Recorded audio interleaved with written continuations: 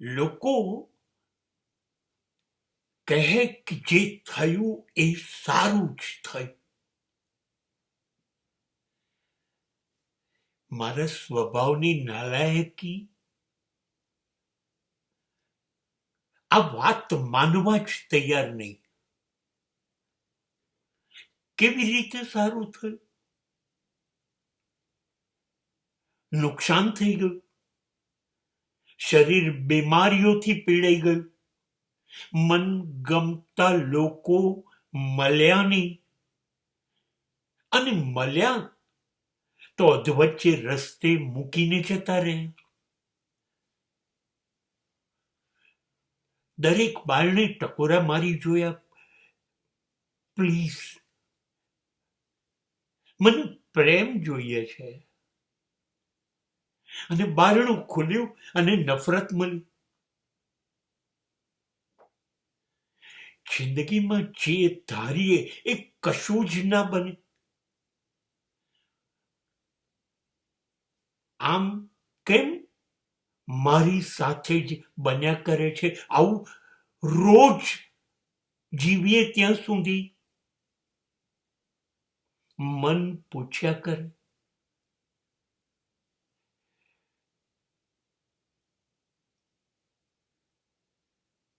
તો કેવી રીતે કહું, સ્વીકારું કેવી રીતે કે જે થયું એ સારું થયું? માનવાનું મન નથી થતું. આટલું બધું ખરાબ થયું. હું નરસિંહ મહેતા તો છું નહીં.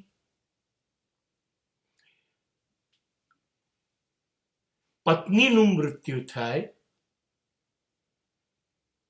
દીકરાના લગ્ન વખત 1 રૂપિયો ના હોય, દીકરીનું મામેરું કરવું હોય અને પૈસા ના હોય, અને છતાંય ગાઈ લેવું. જે થયું એ બરોબર થયું. ભલું થયું ભાંગી જંજાળ.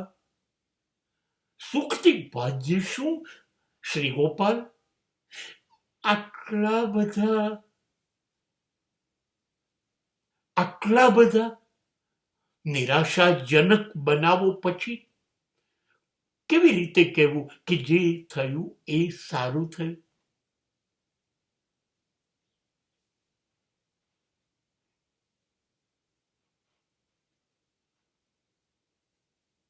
પણ જવાબ ઉંમર વધે ને જેમ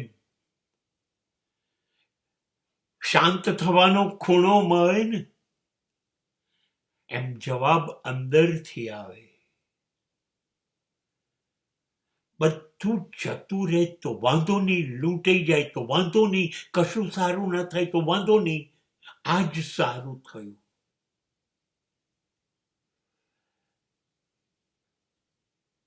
બધું ખરાબ જતું રહેશે,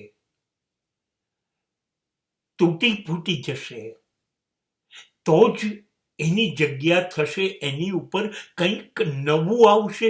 જેમ વૃક્ષ ઉપર પાનખરના બધા પાંદડા ખરી જાય પછી જ વૃક્ષ લીલુંછમ ઘટાદાર નવા પાંદડાઓથી બને છે. હા, આ જવાબ કુદરતે આપ્યો. સારું થશે જ. જેટલું ખરાબ થાય એટલું થઈ જવા દો. ખરાબ થવા પાછળ કુદરતનો ઈરાદો કશુંક સારું કરવાનો હશે.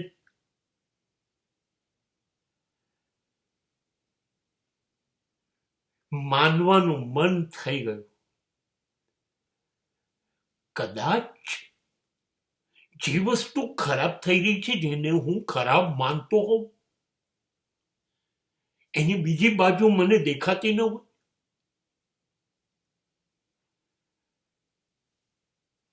મારી આંખે સ્વાર્થના ચશ્મા.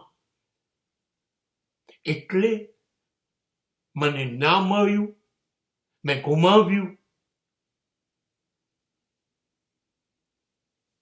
તો મને એવું દેખાતું હોય કે નુકસાન જ નુકસાન જ. પણ કુદરતની કોઈ નવી યોજના હોય, એ બધું જવા દે. હું તારા માટે કશોક નવો ખજાનો લઈ આવીશ, કોઈક નવો રસ્તો ખોલીશ, જોઈને તું ખુશાલ થઈ જઈશ.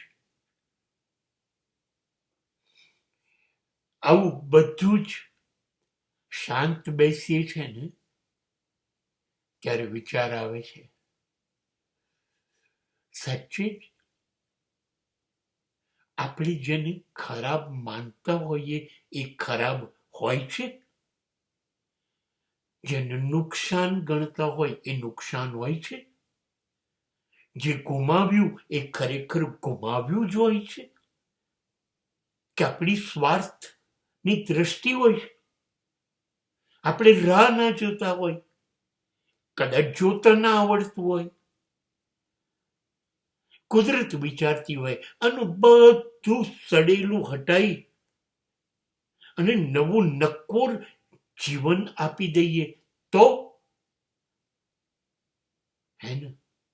કદાચ એટલે જ લોકો બોલતા હશે, જે થયું સારું થયું.